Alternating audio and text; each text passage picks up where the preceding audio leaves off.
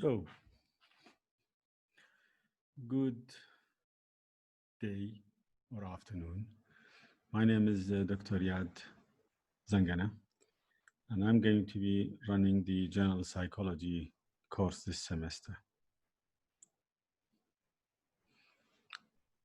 As you might know that I'm part of the dental department or dental faculty, and I have had my dental degree from Germany, and then I had my postgrad degree, which is equivalent to a PhD here from Glasgow in the UK.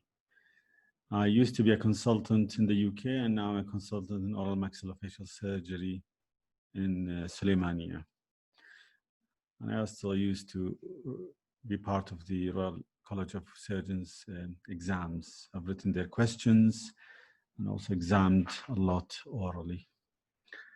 This course was originally Professor Rushdi's, but I've been asked to do it, and so this is the first lecture. To give you an idea about what the plan is here, I'm going to record a different video to explain the structure of this course. And I'm going to explain the syllabus as well.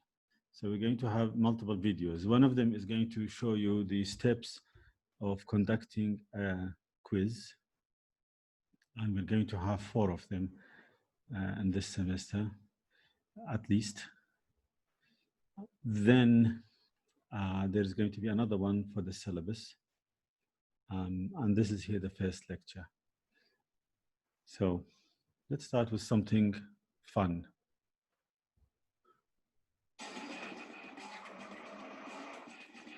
This is from a film called Analyze This. Exactly was that all about, Dave? What?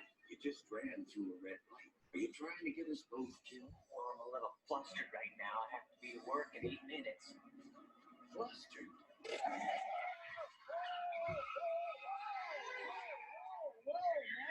Oh, shit. What are you doing? I need you to unfluster. My boss gonna go nuts on me if we're late, so please. We will proceed when you are centered. I'm centered. Come on, it's 10,000 people behind us. Let's go, crazy man. What is that? Is that good? We're going to sing a song. No, I don't want to sing a song. I gotta go. Ah, here we go. The Magic of Leonard Bernstein and Stephen Sondheim's West Side Story. I feel pretty. Let's get this thing moving. What the hell's your problem? Shut your pie hole. We're working here. Oh, sorry. Bum, bum, bum. Bum, bum, bum, bum. I feel pretty. Oh, so pretty. I feel pretty and witty and gay. And I pity any girl who isn't me today. La la la la la la la la la. I feel charming, oh so charming. It's alarming how charming I feel. Move your ass, dipshit! And so pretty that I hardly can believe I'm real. La la la la la la la. See that pretty girl in the mirror there. What mirror where? Look at that attractive girl be. Ooh, which one where?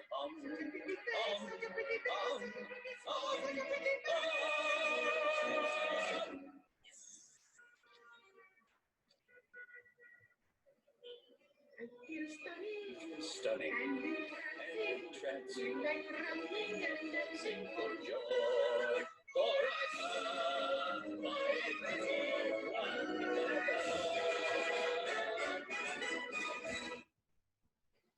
So that was a part of the film Analyze This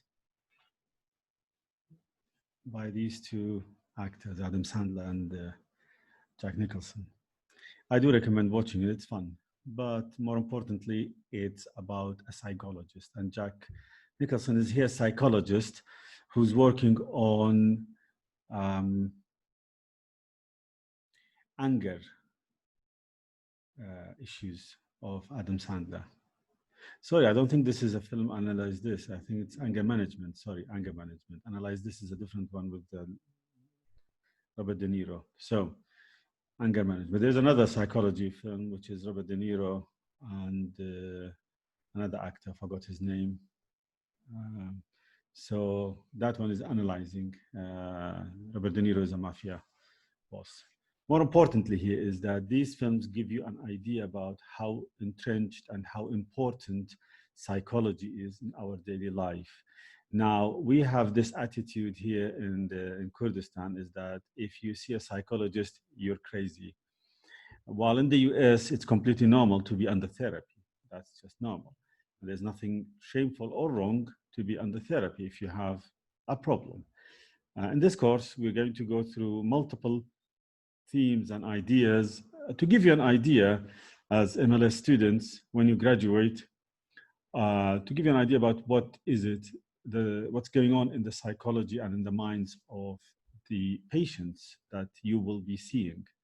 You're going to go with a sharp needle and stab them.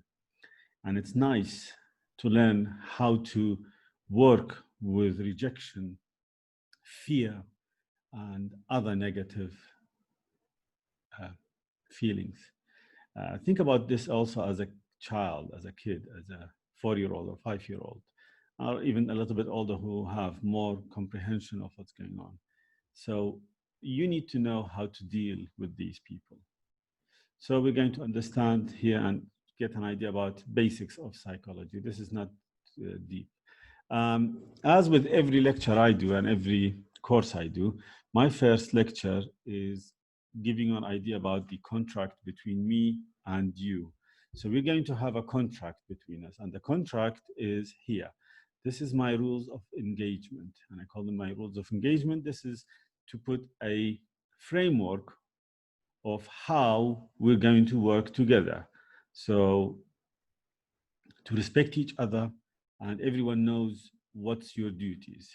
Now, in some courses, we have, unfortunately, some students who decide at the end of the course to work on the course and start begging to help them to pass the course.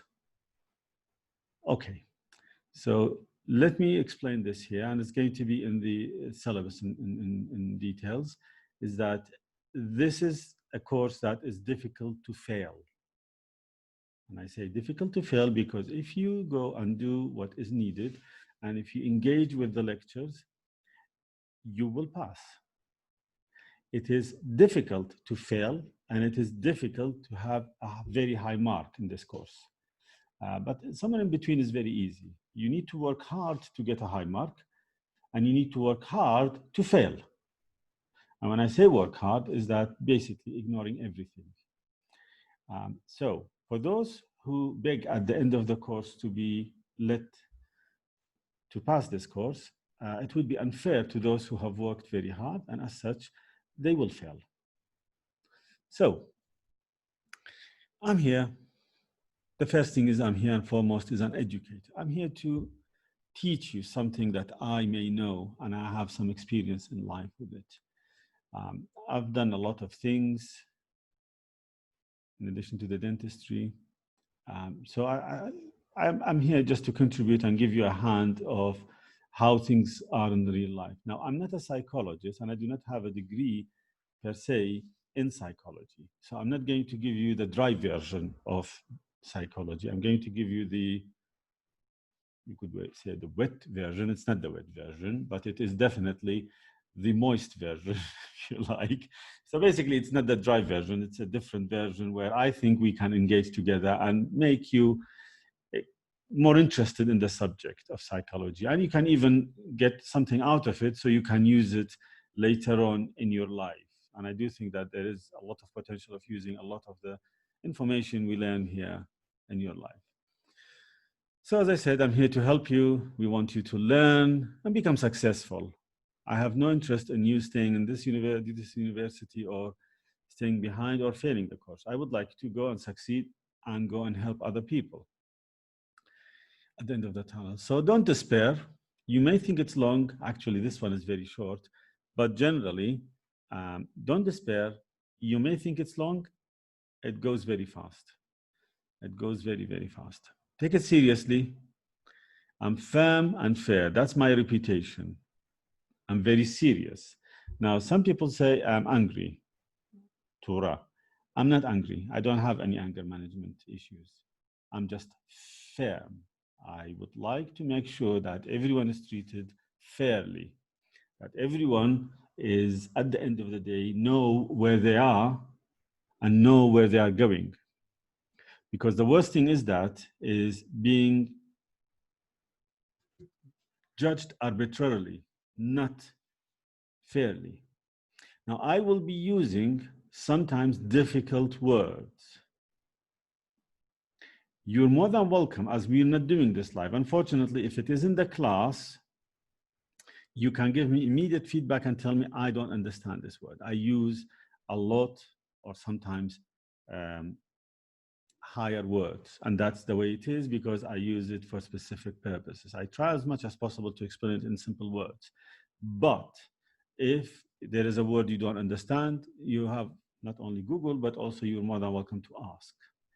I am more than happy to take your questions. What I do not like is stupid questions. What a stupid question is something I have explained, and then you send an email to say, I just wanted to make sure. Yes, the email is not a joke. It is, or the message or whatever I put on Google Class, it is what it is. So if it is there and you email me a question which has been answered, you automatically get marks deducted. It's automatic. And there is no negotiation in that. Automatically, I will put you in a special list, which is the list of people who do not pay attention. So pay attention, think before you ask, think before you open your mouth, or use your fingers to send me an email. Think. Because in real life, the more stupid questions you ask, the less likely you will get a job, unless the owner of the job is your father or you have a wasta. But we do not work on the principle of wasta or nepotism.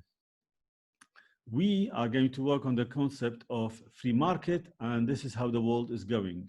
And in the next few years, there's going to be more and more free market jobs, some with wasta, but less government ones. So take it serious as late. I will discriminate. I do discriminate. I do not discriminate whether you're beautiful, ugly, have a rich father or whatever. I only discriminate for those who work harder. So if I see that you work hard and you're trying your best and you're doing your best, I will discriminate in your advantage. This is very important. I do believe in the student-centered education. I would like to do this as student-centered.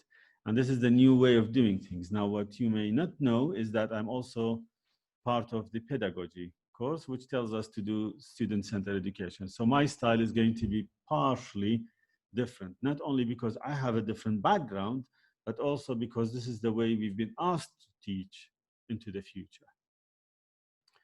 So I'll do my best to make you the best person you are or you can be. But remember, you are a Komar student and we need to respect some rules. This is very important. You need to respect the fact that you are a student in a respectable university. We're not in a different university where things are not taken very seriously as we do. Some more rules. Let me move this. So this one doesn't apply here in the class. You can eat or drink whatever you like because you're going to be watching this in your free time. But we are going to have live sessions. And during the live sessions, again, I can't stop you from doing whatever you like, which is fine, but just keep concentrating on here. One thing I can guarantee here, and I know that from the years I've been lecturing and educating and teaching, is that you will not forget me. You will not forget me. And you will leave this class a different person, I think. And I hope a better person. Someone who understands some concepts of why you've spent all this time. You've spent time and money, daddy's money, mommy's money, your money, to learn something. And I hope that by the end of this, you come out and you think, well, I can use this in my life. And I can use this in a useful way. So as I said, some of you will hate me, some of you will love me, and we'll see. I still have good contact with all the students, and they do think that they have learned something useful from me. Any special circumstances, medical, anything going on, let me know, and I will try and help as much as possible. If your granny dies for the 4th time during my course, then that is not okay. The one thing I seriously dislike, seriously, is lying. If you lie to me, you disrespect yourself and me and the whole concept of education and teaching. And I do feel that that deserves a special treatment. Lying is very bad. Don't do it. Just tell me honestly, this is a situation, and we'll do our best to work and help for you to do it. So as I said, this is a contract now. You are stuck in a contract. You did not sign it here, but you signed it online when you signed up for this course. So automatically, you have signed for a contract between me and you. And you're bound by this contract. And being in this course means that you've agreed to this. So at the end, we'll make this as fun as possible and a learning experience. So you get, as I said, something out of this. All right? Don't get scared. Let's continue.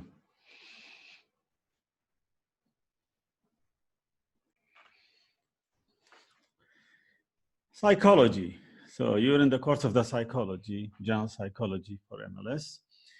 If you think you're watching this and you haven't signed up for psychology, then probably you're in the wrong course, but hopefully you are not. What is psychology? Psychology is the scientific study of our thoughts, feelings, and behavior. So what we think, what we feel, and what we do, what we physically do. And that is it's the study of this behavior, or all of that. So with psychology, we try to understand what's going on in the mind. So there are some concepts for this. There is, for example, the scientific side, the behavioral side, and the mental process.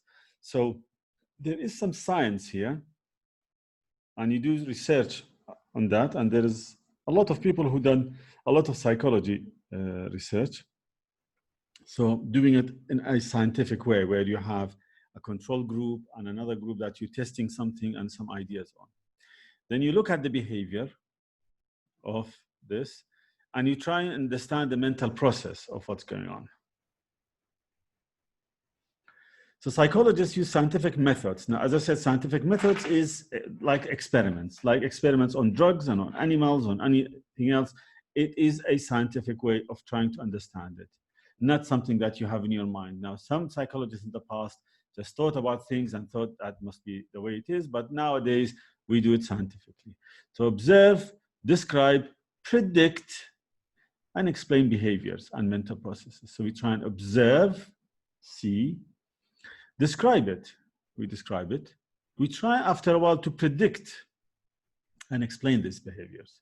And when you're into this psychology, with time, you'll start to understand certain behaviors, and you can understand why this is happening and where it comes from. So behavior is actions that can be directly observed. You see it. So I'm touching my nose, I'm putting here, or I'm playing with my hair, which I don't have a lot of. But these are behaviors that you can see. And there's also the behavior of looking at the ground when I'm talking to you, or the floor, and things like that. There's a lot of body language here, and part of it is something that I have lectured in academic debate, which I do not do anymore, by the way. So the mental processes are experiences that cannot be observed directly. So you have something in your mind, and these are thoughts and feelings. You can't observe that, although you try and understand from the body language as much as possible, but there is behavior that you see happening, and there are thoughts and feelings that are inside. And with the psychology, we try and understand all of that.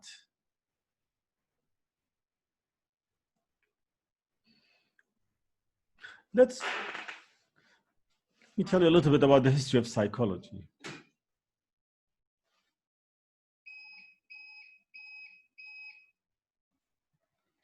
So we'll come back in a sec. So let's talk about the history of psychology. Is it new? Some people think it's new, but it has been around for a very long time. In the old civilizations, it's been on, and it's been described there. Even in the Greek myth, there is the Psyche, which is the soul goddess. Psyche is the soul goddess. There is some writings from Al-Balkhi, and around 900, the year 900, he talked about, he wrote about al-nafs, and he did describe this as something else that's completely different. Now, interestingly, there is a story about Al-Razi, who was a physician a long time ago. Al-Razi lived around the same period, 850 something to 900 something. So around the same period, and the story goes on like this. He was a physician in Baghdad, and one day a wealthy man came and said, my son is sick, and we've had a lot of physicians seeing him, and they couldn't treat him. They couldn't just treat him. They gave him all types of medication, and there is nothing going on. He's in bed, he's very weak, he is unwell, and I'm afraid he might die if it goes on like that. And it's been ongoing for a few weeks. So Al-Razi goes with the father to the patient and talks to the patient in length about what's going on, how long it's been ongoing, and a few other things. And within this process, he said, has he been trying to marry someone? And the brother, I think, said, yes, we asked XYZ's daughter hand for him, and the father refused. And when was this? He said, just a few weeks ago, we tried. And around that period, he said, can you recite some names of the neighbors here, the ladies? And he put his hand on his pulse, the girls around the neighborhood. And they started to recite the names. And at one name, his pulse increased. So he said, is this the name of the girl that he wants to marry? And they said, yes. So they went and explained all this to the father. At the end, it turns out that he was really psychologically so depressed and so unhappy, and all of that because of that girl that he wanted to marry. And even then, he understood that the psyche and nafs can have an influence on the body so badly that he was getting so ill that they were fearful that he might actually die. Now, Ibn Sirin afterwards, probably around the same period as well, or before that, has written an extensive book about dreams and the explanation of dreams. Now, that all comes in within the remit of psychology, of course. Within the remit of psychology, he tries to understand the meanings of these dreams, and each one individually has a meaning. So this is all reflective of what's going on in the inner mind, what you see in the dreams. Continuing to Al-Tabari, and he wrote a book about Ilaj al-Nafs. And then it all disappears. Nobody writes anything about psychology or any of that type of knowledge until in 1870, Wundt starts to write about it. And further on, John Dewey, American, and Freud, the Austrian, goes into psychoanalysis and all his opinions about why someone is like that and why someone behaves like that. Freud was himself an addict to cocaine, so there is a lot of controversy in what he's written and what he says.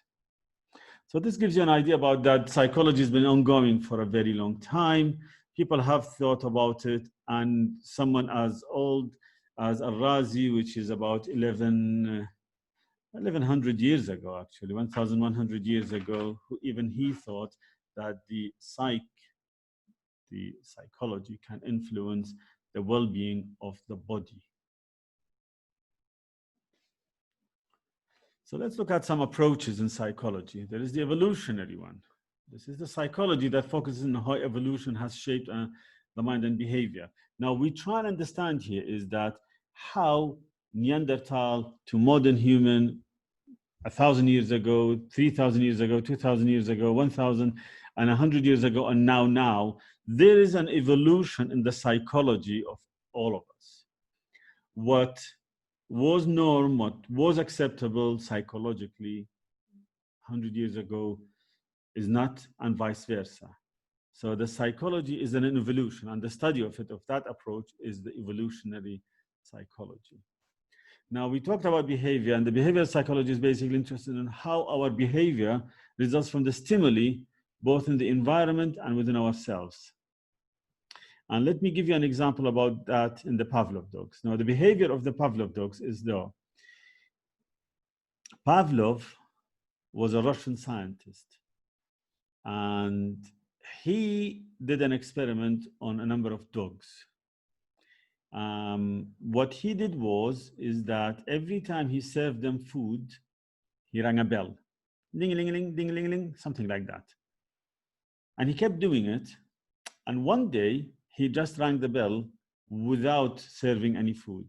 And what he saw is that the dogs started to have saliva coming out of their mouth. So they've started to produce saliva, although there is no food, all in the mind. And let me give you an idea about the Pavlov dogs in a different way.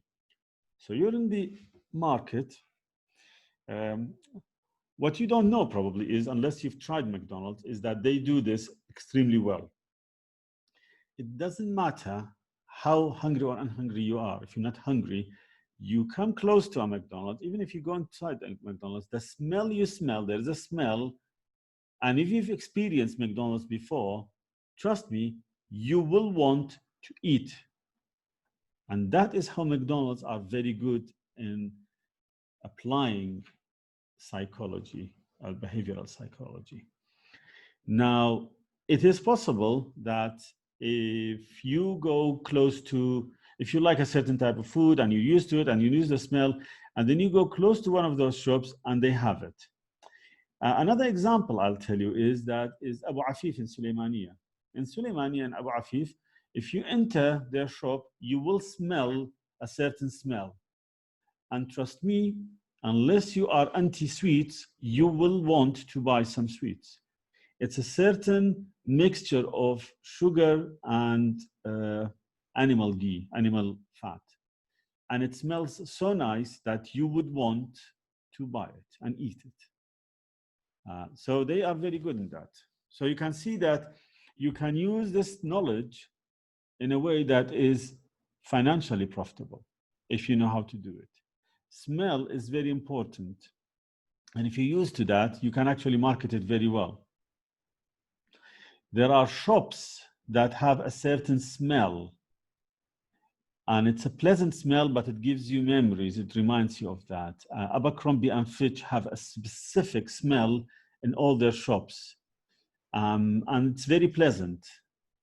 There is also a rumor that it has pheromones in it because it attracts people. So Abercrombie and Fitch also do that. Then there is the developmental psychology, also known as human development. Okay, it's a scientific study of progressive psychological changes that occur in human beings as they age. So it's about the psychology of us from childhood, from when we are babies to childhood, to teenagers, to adults, to older age. There is some psychology in that. There is some change in that psychology. And the study of that is the developmental psychology. So you try and understand what's going on with a baby, for example, and they've done some tests on it to see, do they feel anything? And there are some tests I'll show you later on in this or some other lectures. And then there is the further thinking process. Now, how older people's psychology is different, who have experienced a lot of things compared with the younger one. And let me give you an example. If someone has experienced the Iraqi-Irani war, then the Gulf War, number one, then Gulf War, number two, and then the civil wars we had, or in between was the civil war in Kurdistan, and then there is Daesh, their psyche is going to be different to someone who was born later on and has not experienced these things.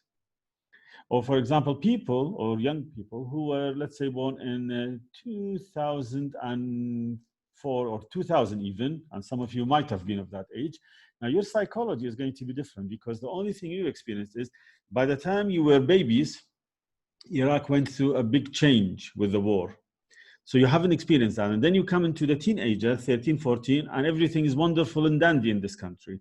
So you haven't experienced all the negativity that was ongoing in the 80s, 90s in this country when people were really starving, for example.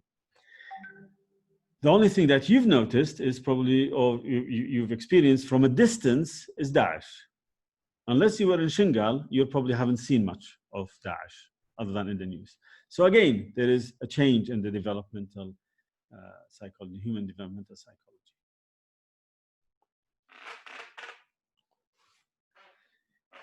Now, the psychodynamic approach to psychology or psychoanalysis, Sigmund Freud founded that, and this is a school of thought that emphasizes the influence of the unconscious mind on behavior. So it says that something happened while you were a baby or a child and you don't even remember what it is, but it went into your psyche and it influences it today.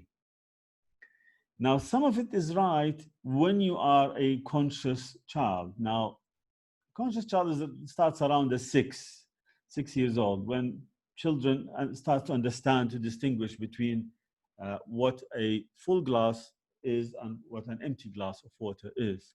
Until then, it's not very clear for them. They also mix their shoes the other way around, things like that. They don't have a comprehension of what's going on. So the idea here is that even these babies and children and toddlers will have some influence on them via the actions that they experience. Now, what we know is, of course, is that if a child gets abused by, let's say, being hit physically or by other means, then we can see the effect of that later on.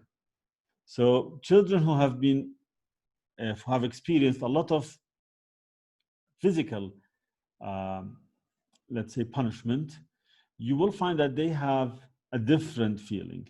Now there is a talk by, I'll tell you in a second. There's a talk by Dolph Lundgren, who is an actor who was in some films like, I'm trying to remember, a lot of fighting.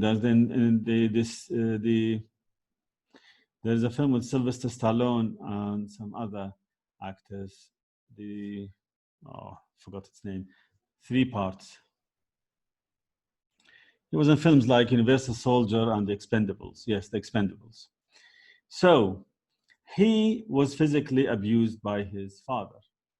And only by the time he was around the 50s, he learned how to give to that. And if you need to listen to that TED Talk, and I'll try and see if I can put it sometime in the Google class so to watch it. And you can see that even though this happened very young age, it was still influencing all his behavior.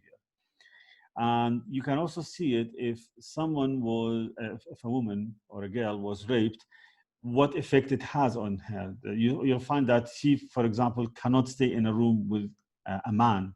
She would be stressed, even if there's nothing, I mean, even if a doctor it is. So you find that there is always this dynamic effect. Cognitive, there is a lecture specifically for cognitive psychology. And what it is, it's the focus on information process of perception, attention, language, memory, thinking, and how they influence your thoughts, feelings, and behaviors. So this is what the process is going to be explained details in that lecture, but it's what influence, what happens to you, the cognition, perception of things and how you behave. There is the idea, it's a little bit newer, let's say here, this positive psychology, and it's more of the 2000 plus, the 21st century, where there is a lot of attempts to promote the study of positive psychology phenomena, being creative, optimistic, effective, and there's a lot of research into that, and some of it is very encouraging. So where you go and wake up in the morning and look in the mirror and say, you are great, or I am great, and things like that. So you are giving yourself positive energy and positive psychology, or you write it down, or you write your ideas, all in positive bits. So you become more positive rather than negative. And with that positivity, there is an idea that this helps your psyche, your mind, to progress and be happier. So we're studying why we do what we do, why we feel the way we feel, and why we think as we think.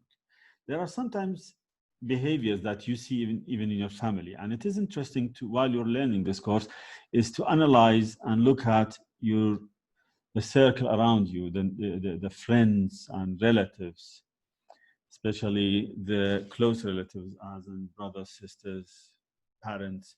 So to understand why we do what we do, and why do we feel the way we feel, and why we think as we think. Now, sometimes you think mothers have something, and especially in this area of the world, they seem to be stressed all the time, mostly. They just get stressed about anything that the children may experience. So there is a lot of that, and there is also all of that is in the psyche. Yeah. So how do we act when we are alone, and how do we act when we're another person, and what type of person? The way we act in the presence of a specific person, like your lover, your friend, or parents or cousins. How do you act? Just try and analyze yourself and think, why do I actually do what I do when I am talking to my couple, let's say, or sitting with him, her? And why is it different when I'm with my friends or cousins? And why do I behave in a certain way when I am with my father or mother? Why? And there is a certain behavior that we change. We all have multiple behaviors, and each one is to a different person, right? You may behave in a way, I mean, there are people who are 40 years old, and their behavior is so out of respect to their parents, especially the father, they don't smoke in front of them, for example. Don't even know that they're smoking. So that might be old-fashioned, might be the new 20-year-olds don't care, but it used to be like, I remember even an aunt of me that did not ever smoke in front of her parents, even though she was 40 plus. And how do we act when you're in a group? Our behavior in groups is also different. And there's a lot of studying that looks into that.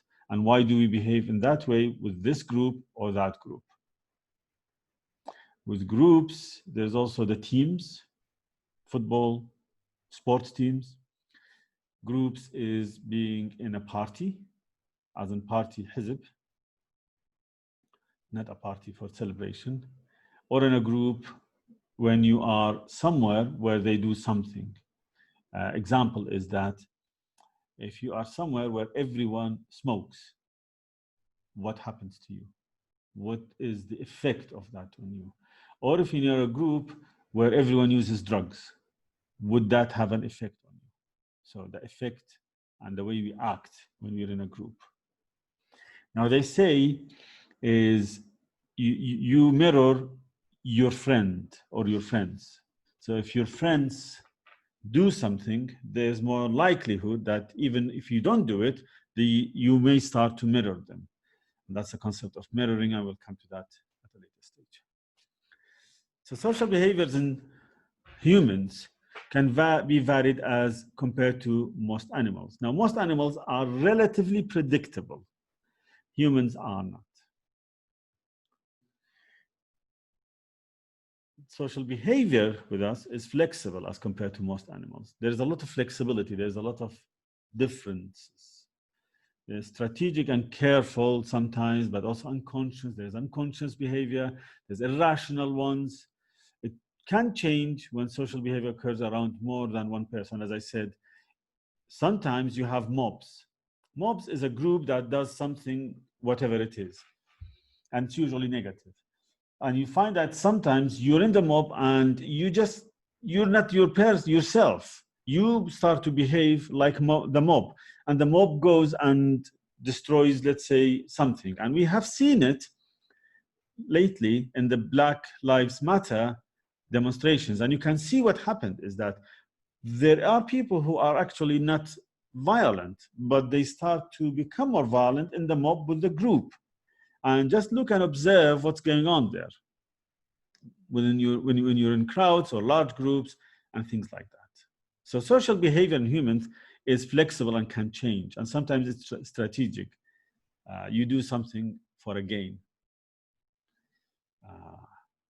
Let's think about this here.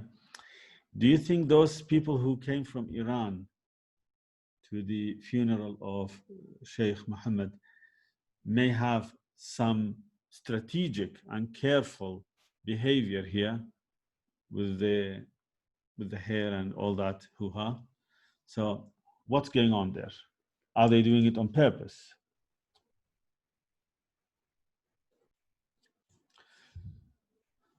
So trying to understand why does social behavior change so much under these circumstances. And we try and understand them.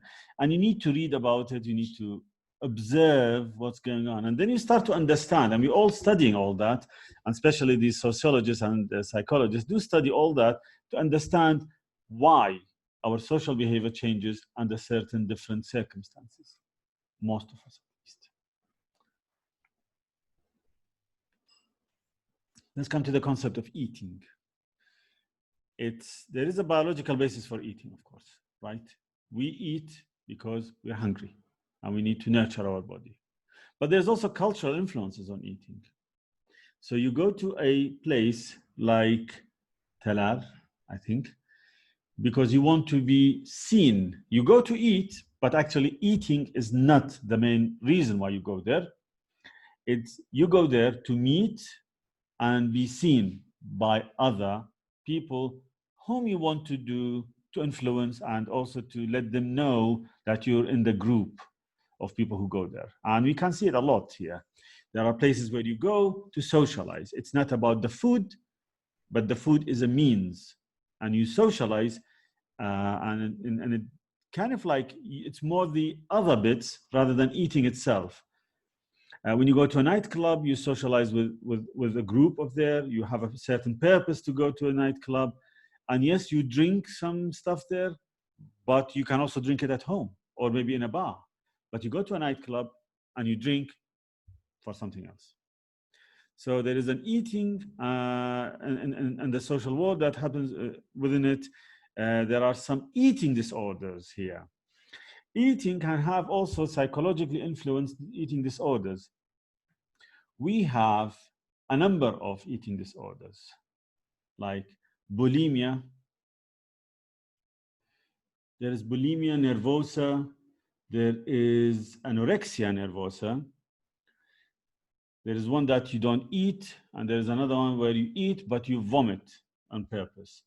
There is the binge eating disorder, where you eat a lot when you're stressed. You've heard of people who are unhappy, sad, have broken up with the partner, and then you go and sit in front of a TV and eat and eat and eat and eat. And that is a psychological effect on it.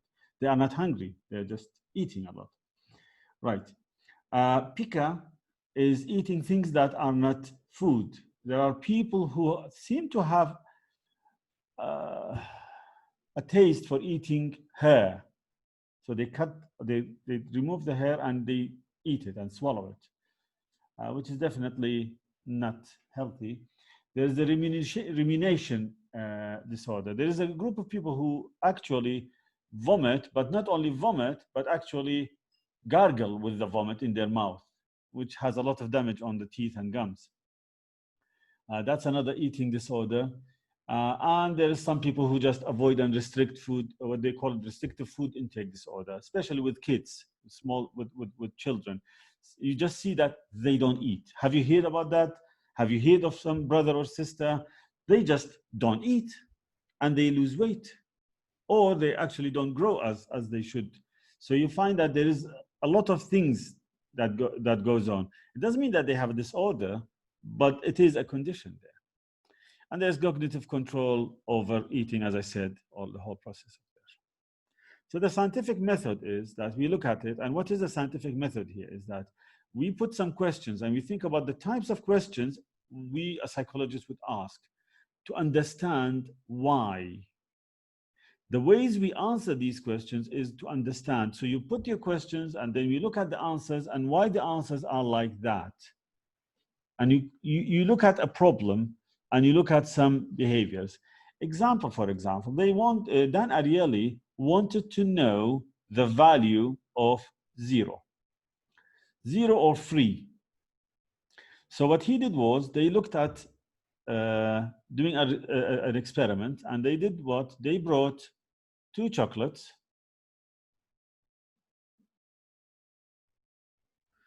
and the 2 chocolates were Hershey's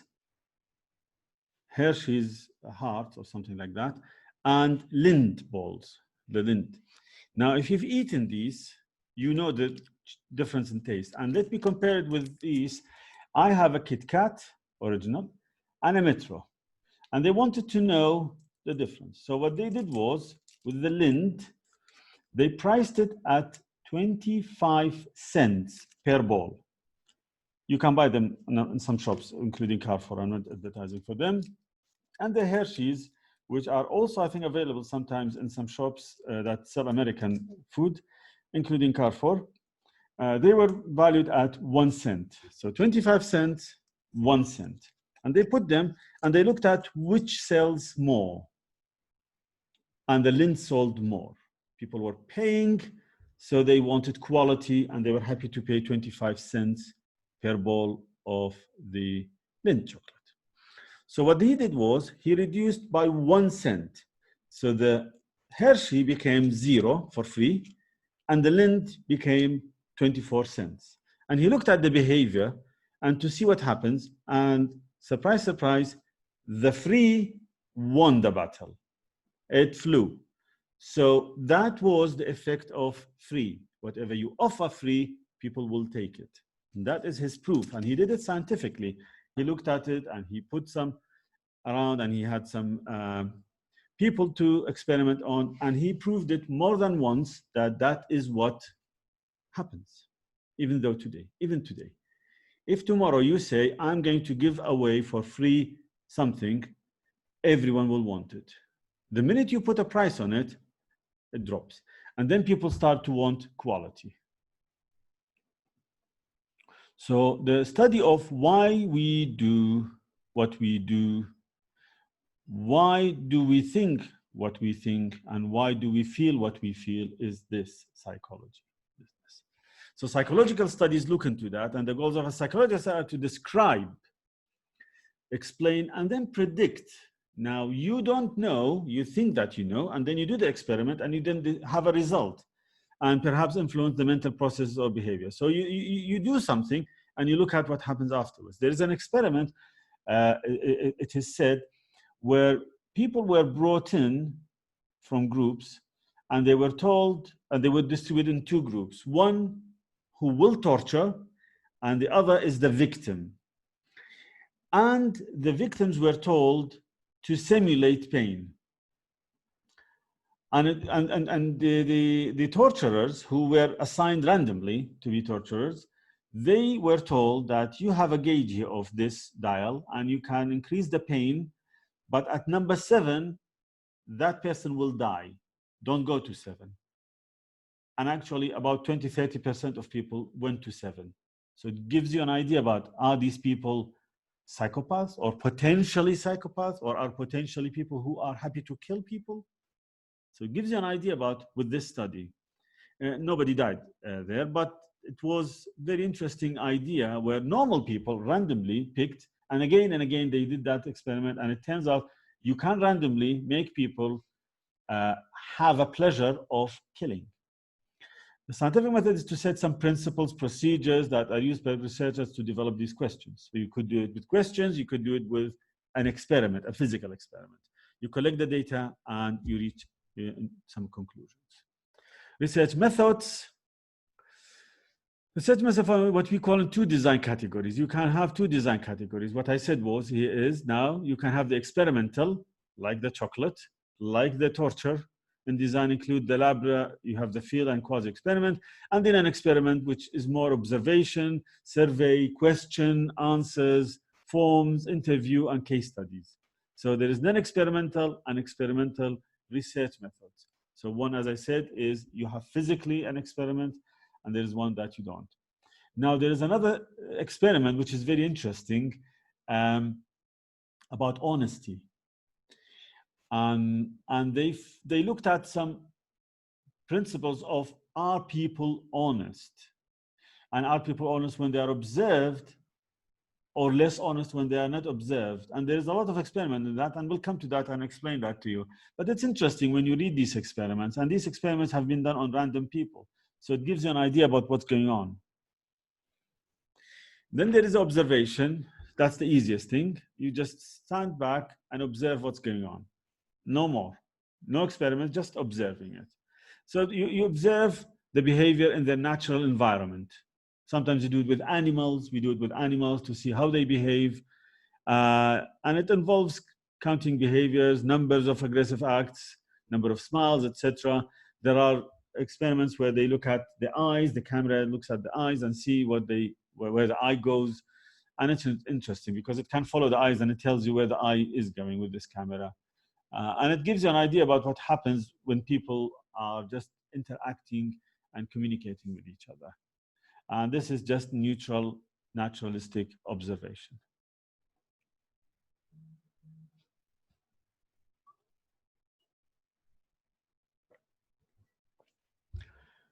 Correlation. What is correlation? Correlation is a relationship. And when we do a correlational study, is determine if there is a relationship between 2 variables. What direction is the relationship, and how strong it is. So for example, we want to know if by doing X or by eating X, Y happens or Y doesn't happen. So what happens to people when there is something ongoing? So what happens to people when they, for example, marry? Or what happens to people a year after that? Or what happens to people when they divorce? And this is only within the relationships and other aspects of that. And what happens if someone knows that someone else talked about them? So there is a correlation here. We're trying to correlate 2 variables and see what behavior, how people behave.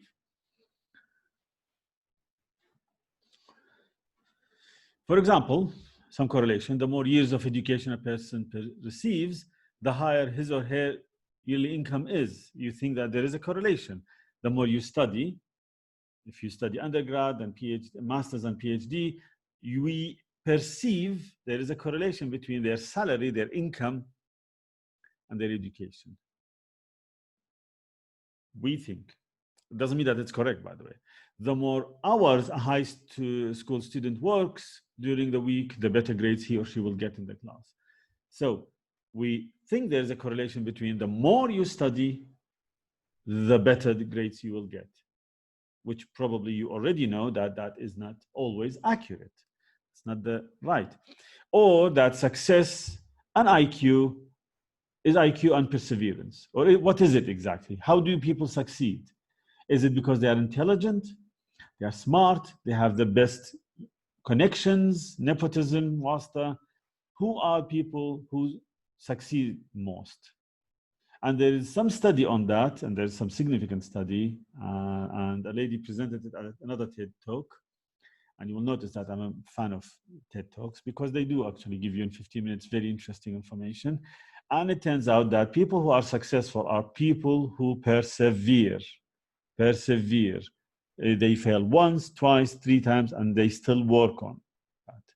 And I do believe that that is the key to success. If you're super intelligent, but you stop after one failure, then you will not succeed. If you're not as intelligent, super intelligent, but normal intelligent, but you keep persevering with it and you keep doing it, then you will most likely succeed. Let me give you a short story here, I remembered. Sylvester Stallone is a short, relatively, actor. He's not beautiful, he's not attractive, he's actually probably on the ugly side of scale to a lot of people. Now, what his story is that he was a very poor, mediocre actor who actually ended up selling his dog for $100 just to buy some food. That's how bad it was. And he wrote a story of a unknown boxer who does some boxing, and sometime later he becomes the world champion, something like that. And he goes to the film studios in Hollywood, one after the other, and everyone says, that's a rubbish story. It's never going to get big. We don't want to do this film. He goes around and again, and it's always no, no, no, no, no. It's always a no. One day, a studio says, you know what? I'm bothered. You've come here 10 times. I can't do this anymore. I'll give you $10,000 to make this film. I don't want to see you again. Just let's do it and let's give it a go. And he says, I want to be the main actor. He said, no, wait a second here. We'll do the film, but you cannot act in it. You are too short, too ugly. We'll get a good actor. We'll get a good, reasonable actor. He said, no, this deal or none. And they say no, and goes again and again and again until someone says, okay, let's do this film and you can be the actor in it. And the film is Rocky. Now, Rocky is a very successful series of films, but the first one was an explosion. So what I'm trying to say is that persevering, if he gave up after first or second trial, we may not have a Sylvester Stallone now that we know of. He might be working in a bar or somewhere else, or committed suicide because he was depressed. Another story is Rowling and her story of Harry Potter. She wrote to every publishing company and all said no, until a small company said, yeah, we'll give it a go. We'll do 1,000, I think 1,000 or 10,000, something like that, a small print. And it went like that. And then suddenly she's successful, and she's the first ever female billionaire from writing. Think about that. She didn't give up. And that is where success is, perseverance. It doesn't matter how intelligent or not intelligent you are. So that brings us to the end of this lecture. And I will send, as I said, 2 other recordings for the explanation of how the quiz will work, which we'll do a lot of, and also about the syllabus. I do hope you enjoy this course, and I'll see you soon.